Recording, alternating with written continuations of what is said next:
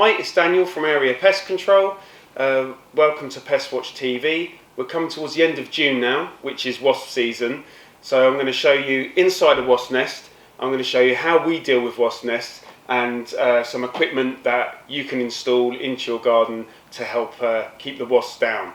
Okay, so first thing I'm going to do is take this wasp nest out. So this is quite a small wasp nest, and it was one that we took out of a property early on in the season. So it hadn't quite developed. So it's not very big, and I think I'm probably going to break it getting it out of here. There we go. So as I said, this is quite a small nest, and it's one that's failed. So it hasn't reached its full potential. I don't know if you can see, but in here there looks like a comb, almost like a honeycomb.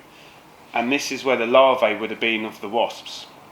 So I'd say there was probably maybe 100 larvae, 100 or so wasps in here. So it was a relatively small nest. When they reach maturity in the summer, they're about the size of the average one's about the size of a football, and they can have anywhere between 2,000 and 5,000 wasps in there. And then sometimes we get very, very big ones that have been really successful, upwards of sort of 10,000. So they're not something to be messed about with.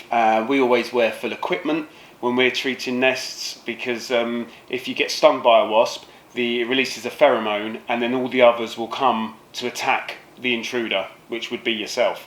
So definitely not a DIY job. As you can see, it all looks like wood grain, and that's really because it pretty much is. So wasps will go out, the worker wasps will go out, and they'll chew fence panels and bits of wood, and they'll come back with that and paste it together with their saliva and make the nest. So as you look at it, it just all looks like wood grain from the wood that they've previously chewed. It's literally paper thin, so it breaks down very easily. And that's what the inside of a wasp nest looks like. So now you've seen the inside of a wasp nest, I want to show you the ways that we control them, control the wasps, kill the wasp nests. And first you'll probably notice that I've got changed into my bee suit. So I'm just going to put the veil up now so you can see what it looks like when we're all fully protected. So the veil goes over the top, the zips come down, and then I've got some really heavy gauntlets here. They go on as well to protect us from stings, because if a wasp stings you, it leaves a pheromone, and then other wasps in the area will come and attack you because you're threatening the nest. So we've got all that protection on to prevent stings. And then we've got some kit here. This is our sprayer.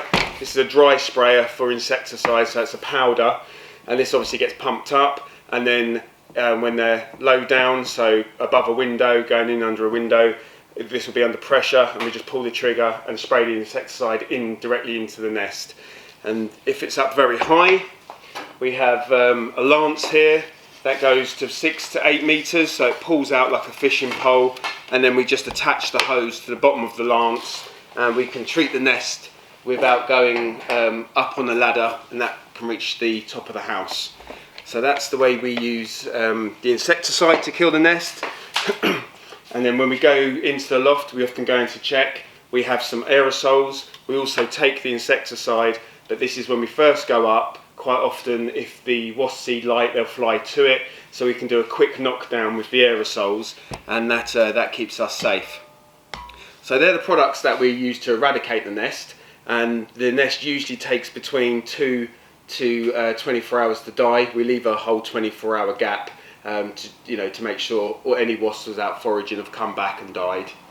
And then if we can't find a wasp nest, but you've got lots of wasps in your garden or in the local area, but there's not an obvious wasp nest, could be because the wasps are coming to feed, they found a good food source there, so we can install traps. Now this trap it looks quite big. It's not your average household trap. These were made really for the commercial market, so you'll see these at parks where you might take the children to, and theme parks, and large outside areas. We use them on our service agreements behind bakeries, restaurants, and even some private large properties in the garden.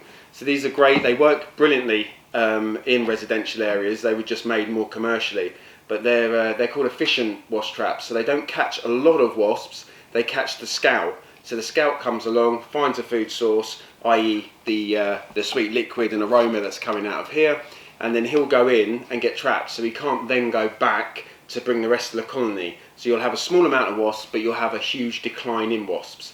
So that wraps up about the control, and we've talked about wasps. We do treat bees, so not so much honeybees, because we don't want to obviously destroy honeybees because we need them, and there are companies out there that solely remove honeybees, because you need to remove all the wax and the comb and the honey, because otherwise you'll get a reinfestation from bees in the area. Feral bees will move in.